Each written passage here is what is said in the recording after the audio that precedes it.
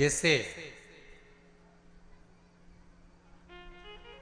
शिव पंचायत का पूजन कर कर एक कलश में जल भरकर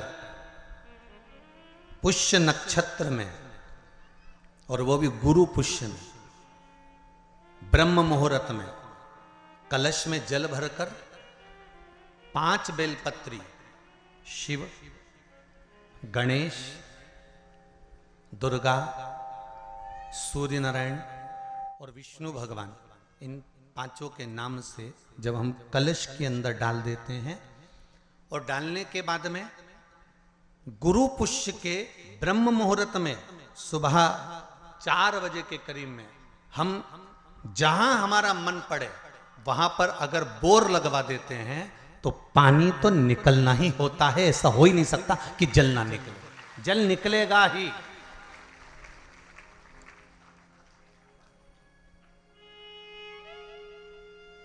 बस जो 5 देव के नाम से अपने 5 बेलपत्री जल के पात्र में रखी, वो कलश जहां बोरिंग हो रहा है उस स्थान पर रखा होना चाहिए। जहां बोरिंग हो रहा है उसके पास में रखा होना चाहिए। कब तक? जब तक वो जल ना निकले, और निकलेगा। पर ब्रह्म मुहूर्त में ही गुरु पुष्य के दिन उसका जल खनन होना चाहिए महाराज। भूमि में से जल के लिए प्रयास होना चाहिए। पंचदेव फिर ध्यान दे लेना। 5 देव कौन से? शिव पंचायत के।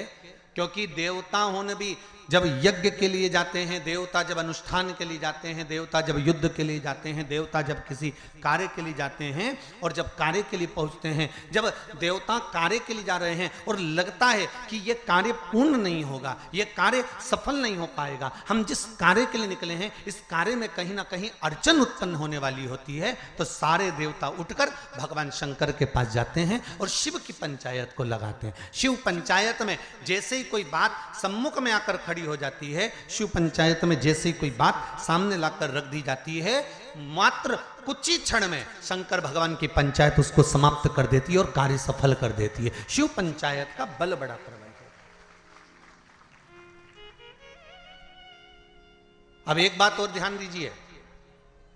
कई लोगों के मन में आता है, गुरुजी शिव परिवार के मंदिर जाता होते हैं तो शिव पंचायत के मंदिर क्यों नहीं बनते? इंदौर में एक मंदिर है, छत्तीसगढ़ में भी एक मंदिर है, उसकी सूचना भी मैं कल उसमें देखेंगे अपने लिंग पुराण के अंतर्गत, तो उसमें निकल जाएगा। उज्जैन में भी एक मंदिर है। तो शिव पंचायत के मंदिर क्यों नहीं बनते गुरुदेव? प्रश्न तो खड़े होते हैं। एक प्रश्न आया है, अच्छा है, देखिए।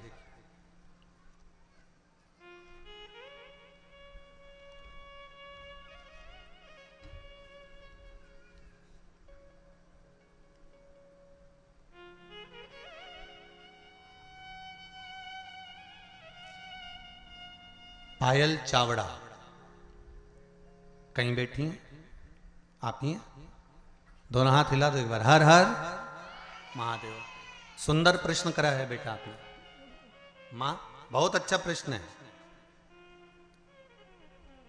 शिवजी, गुरुदेव आपसे पूछना है, शिवजी आदि और अंत कुछ नहीं है तो उनकी उत्पत्ति भी नहीं हुई है, तो छिपरा मैया उनकी बहन कैसे हुई?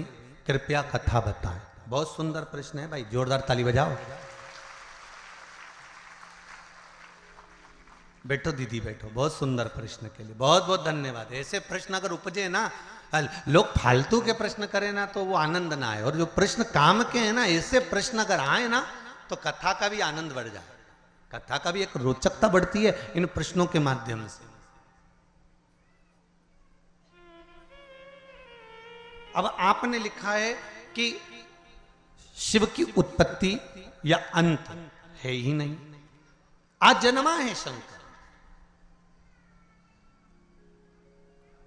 सारे वेद पुराण शास्त्र जो तुमको पढ़ना है पढ़ लो, जो तुमको उठाना है उठा लो, सबके जन्म का प्रसंग मिलेगा, शिव के जन्म का नहीं। हां, विष्णु पुराण में शिव के जन्म का एक प्रसंग छोटा सा ब्रह्मा जी के द्वारा प्रकट होने का लिखा है।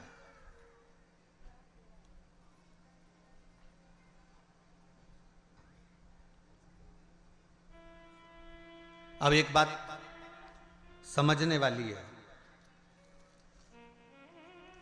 आजन्मे शिव हैं तो उनकी बहन कैसे?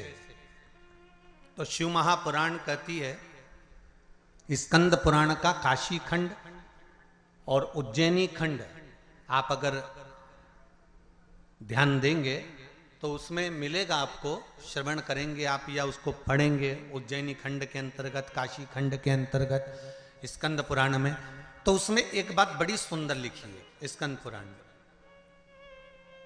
जैसा दीदी ने प्रश्न किया है कि उनकी अंत भी नहीं है तो उनकी उत्पत्ति भी नहीं, तो उनके संबंध कैसे?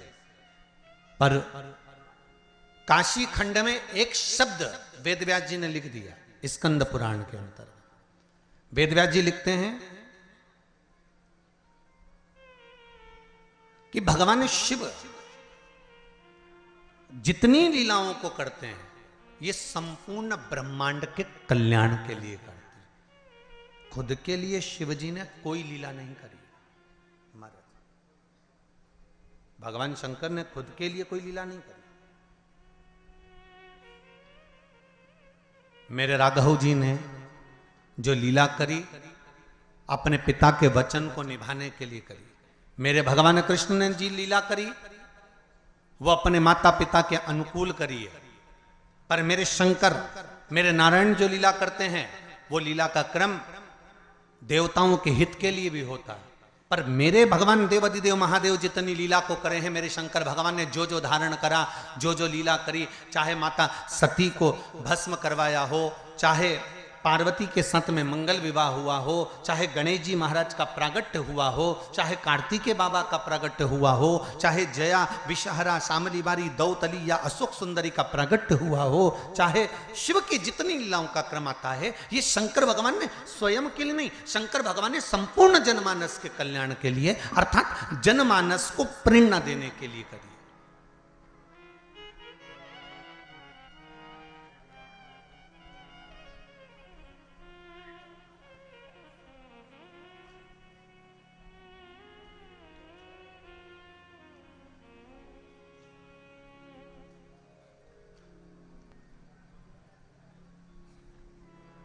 पार्वती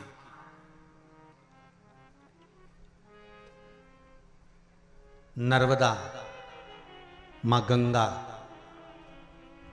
क्षिप्रा, सरयू, मंदाकिनी, गोदावरी, कृष्णा, भारत की भूमि की जितनी पवित्र नदियां हैं, भारत की भूमि की जितनी पवित्र नदियों का उद्गम है, भारत की धरा पर जितनी पवित्र नदियां प्रकट हुई हैं, ये कोई संसार सागर में मृत्यु लोक में ऐसे ही प्रकट नहीं हो गई।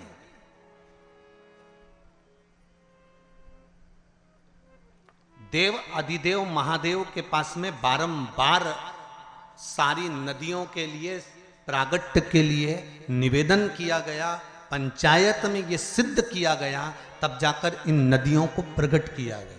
और एक बात अपने जीवन में उतार कर रखना, जितनी पवित्र नदियों में आप स्नान के लिए जाओ, जितनी पवित्र नदियों में आप स्नान करने के लिए जाओ, आपसे करबद्ध हाथ जोड़कर निवेदन है कि उन नदियों की पवित्रता पर कभी दाग लगाकर मत आना। परंतु आप और हमने सारी पवित्र नदियों को गंदा कर कर रखा, सारी पवित्र नदियां।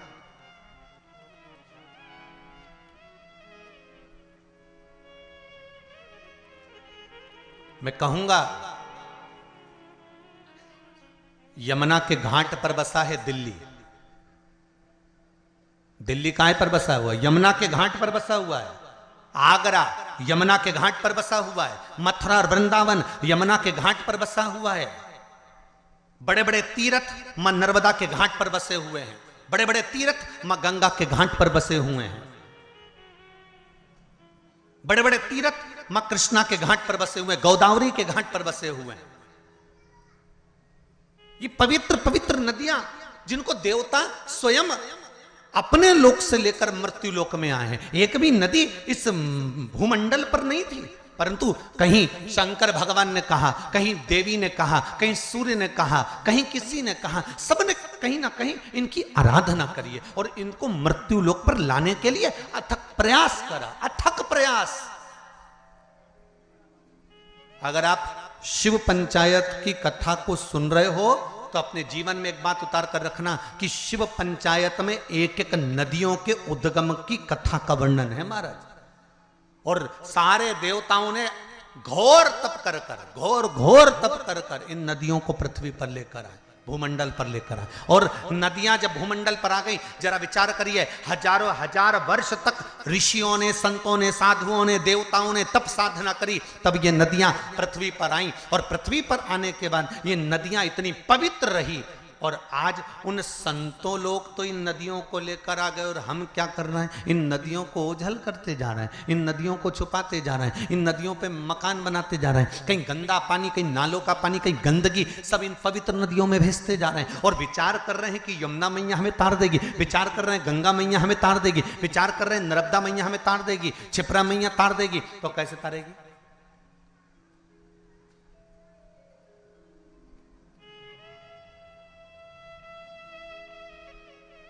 आपके जीवन को सुख देने के लिए,